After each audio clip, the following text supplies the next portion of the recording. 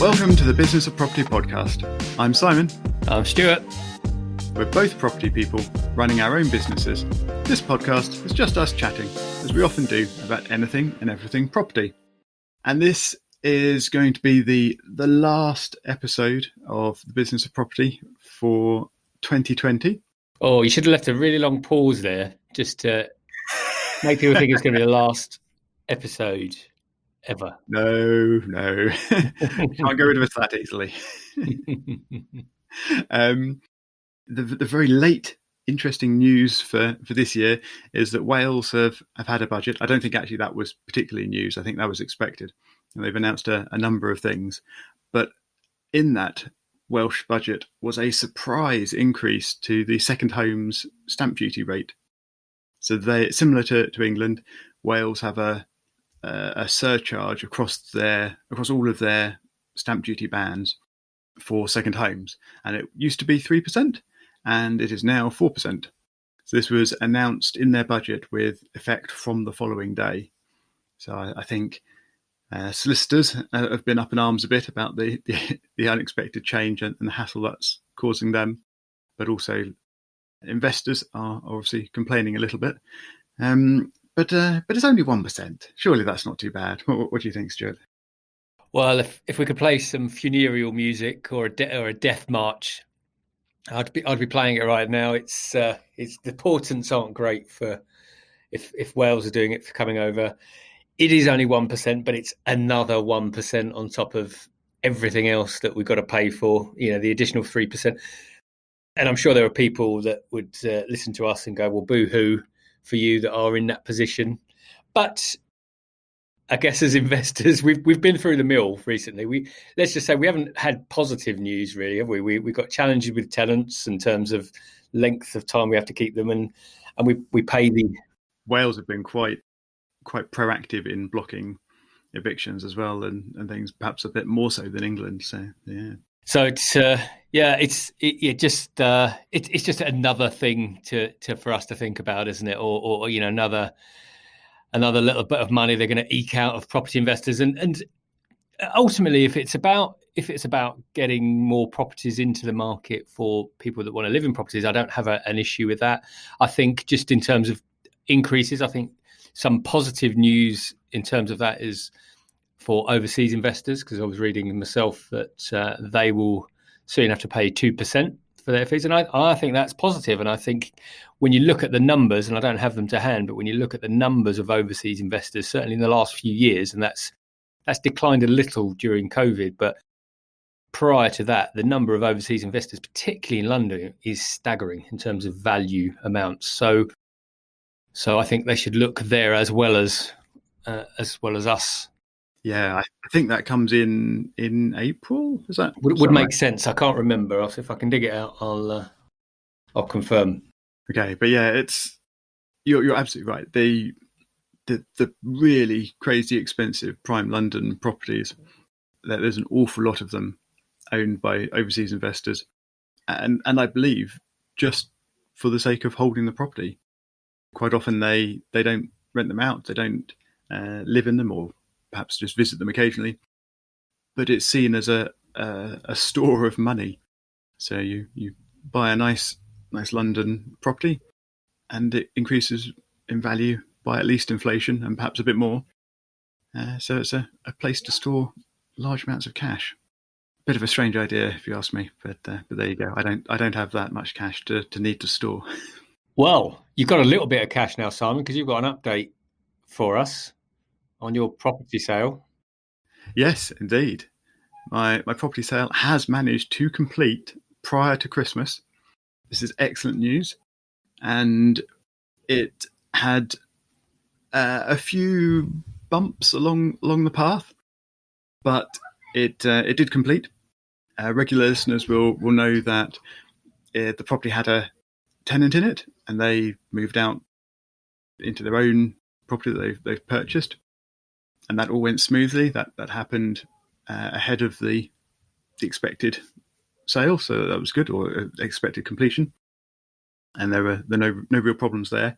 However, a last-minute problem in the actual sale process itself was the rather late discovery despite the early disclosure, of a pending boundary change on the property. It's not really a change because the boundary has been as it is for a long time. It's just that the plan showing the boundary with the land registry is not up to date. So that needs updating. So effectively it's a boundary change on that plan information. And the buyer of the property suddenly came back and said, this is terrible, and we want to have an amount of money held over in case this cannot be completed successfully. And they initially suggested that amount of holdover would be £20,000, which we weren't so keen on. And in the end, we did manage to agree on a figure of 5,000. So that is now being held by solicitors, and we won't see that for some months probably, until the land registry have cleared some of their backlog and caught up with the paperwork in this particular case. But hopefully we'll get that in the end. Well, that's a lot more reasonable. I still think it seems fairly steep, but it's a lot more reasonable than that joke of a figure 20k that someone decided to imagine up. Yeah, quite. It's yeah, that was a bit of a shock, that number. But yeah, 5,000, as you say, is more than it should be, and more than we might have liked ideally. But it's not too bad, and it's being held with solicitors, so it's not like the buyer can fail to find it or pay it later on. So as long as everything goes through smoothly and everything is registered appropriately with the land registry, then that will come through to us in the end. Well, congratulations! It's always a good moment for it to actually complete, and then once that joy dissipates, you realise you've got to do something with that cash. Yes, indeed.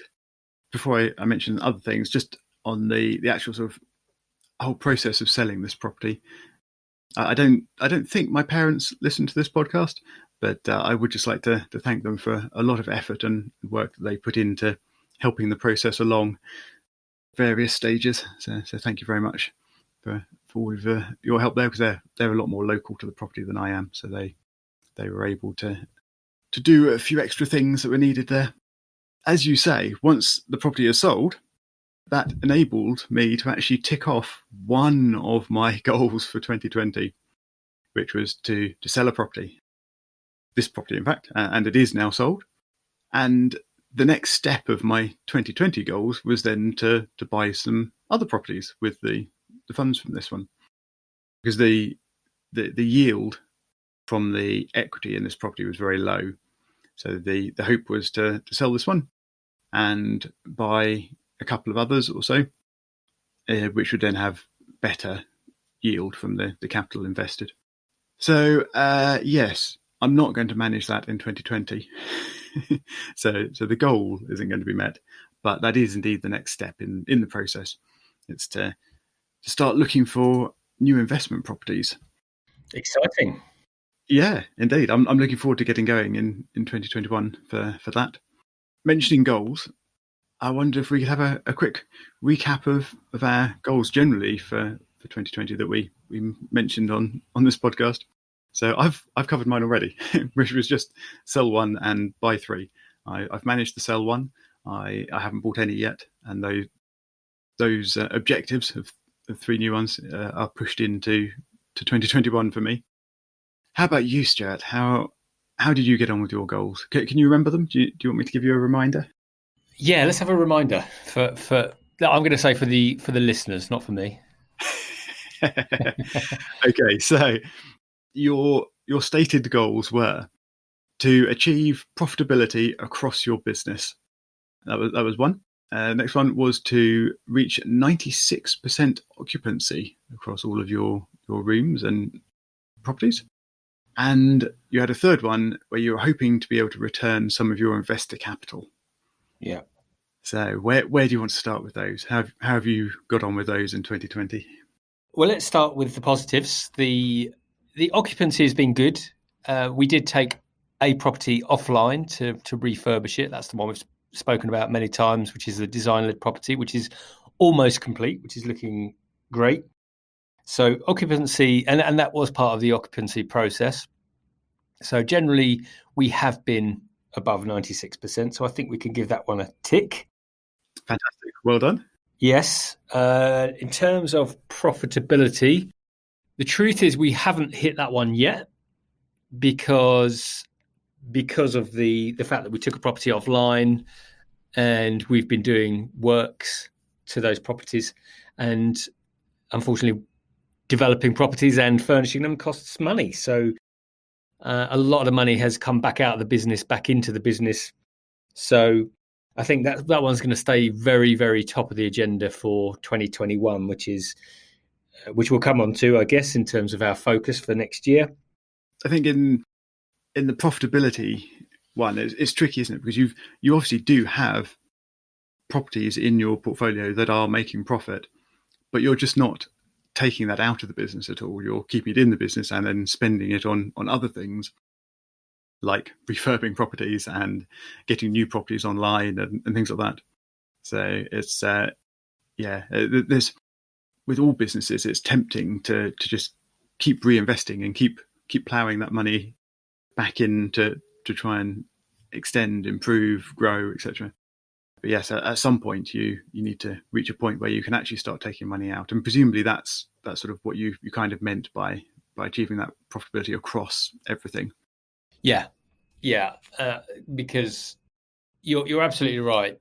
We've obviously, I haven't done the analysis by property, but I know if I look very briefly at the properties we've got, we are profitable. So, and you'd blooming hope so, given the number of rooms we've got, that the rental income outweighs the total expenses, operating expenses and mortgages. But I think it's an interesting one to talk about on the program, because I think a lot of the challenges we face, everyone will face, which is actually when we start looking at the line by line detail, we see that the big challenges we have in the business. And number one is cost of mortgages. That hasn't got any cheaper in the last couple of years, although yes, we've experienced the lowest interest rates we've had. And I suppose that's just a function of the fact that I go for the higher loan to value products. So that's one thing. And then, of course, you've got all of the other operating expenses. And with our model being the fact that we provide utilities, that's a big challenge for us, because I would say, I haven't got the figures in front of me, but utilities is probably 20, 30% of our expenses, if not more. Yeah, presumably that's gone up a bit with everyone working at home or just studying at home more, so having the heating on a lot more and things like that. Yeah, and we've probably talked about this in the past, but with half of the rooms being student, that they typically turn the heating on, and then that's them done for a year. They won't necessarily return to it. And that kind of led me to installing things like thermostats, where heating will only stay on for a certain amount of time, and they can only go up to a certain heat, etc., etc. So, but you're absolutely right. The business itself is profitable, and the reason that was high on the agenda is because that's a big goal, and that will move into 2021. Is because I think my personal challenge is that I like focusing on building stuff, and it's easy to say on a property podcast, but in terms of, I like the excitement of building new things, of setting new challenges, of how can I do X, Y, and Z, when actually what my business really needs now is just focus on stabilizing itself and operating properly. So that's going to be something I focus on. So, but I'm going to give myself a cross on profitability, because it's still not in a place where I'm happy that it's generating the income we want it to generate for the business and for for myself and my family. Okay, so number 3. And third one is another fail too. So we still haven't sold the flip project that we started on, what we purchased on October 2019, and we've documented that across this podcast. So that was been a recurring theme. Yeah, it's like Groundhog Day for me on that one. However, touch wood, the sale is still going through, and that will allow us to return some funds. But in terms of this objective of returning funds to investors, we've returned a big fat 0. But presumably, everyone's okay with that, at least, if not super happy. Well, from an investor perspective, they are happy because they are receiving interest on the funds that they have. So this is more driven by me. I'm fortunate that I have very good investors, very good relationships. If I had relationships where investors were very impatient, that would be a problem. I have had that previously, but like everything else, you just have to deal with what's in front of you. But I'm fortunate that we have very patient investors, and as long as we're transparent about what's going on, which I am, I've sent a recent update about what's happening, where funds will be coming from. But to be honest, their reasons for investing were to put capital somewhere and create a little bit of cash flow for themselves, which is what they're getting. So they're happy. It's more ourselves, the pressure we put on ourselves to, again, if we're thinking about profitability, interest payments clearly, decrease the margin. So we want to get some of those funds back out. I think that's very sensible. It sort of ties in with the profitability one nicely, as much as you can reduce the interest that you're paying on that capital, and hence that balances out to improve profitability. So I think that sort of rounded up our year, and our sort of fairly rapid recap of our goals. And I think we are going to keep this one fairly short. We've got lots of exciting things that we want to talk about in the new year. We're going to we're going to try and have a little series of podcasts where we look at the process of getting started in property investment and how we do it. And some of that's going to look at sort of what I'm doing in my new property search, but also we'll go back to sort of basics and look at some of the things that would affect people if you're looking for your first investment as well. So that and lots of other things are planned for next year. Apart from that, for finishing up 2020, I'd like to say thank you very much for listening to us. I very much hope that you've enjoyed or learnt something from our ramblings, and that you've had a fantastic Christmas. And I wish you very well for the very end of 2020 and the start of 2021. Stuart, do you want to add a few words as well before we finish up finally? I think you've said everything that needs to be said from us. Like you, just very grateful that we've got listeners all over the place. So thanks again for listening to, as Simon says, our ramblings. But I think we're upfront about it. This is just us chatting. If there are any topics that we have talked about on the show that you would like us to deep dive into, we have had emails recently. We're more than happy to receive those to focus on those topics, because as we go through the projects that we're going through, or the sales processes and the challenges with the land registry or the challenges with utilities, it may help other people. And I think for us, that is the big win. If we can take our learnings or mistakes and help others to not make those and have to incur the similar trials and tribulations, and then that's a success for us. So please do reach out. And as Simon said, hope you've had a great Christmas. And from me as well, all the best for 2021. And we'll see you on the next episodes. Show notes and contact details can be found on thebusinessofproperty.com.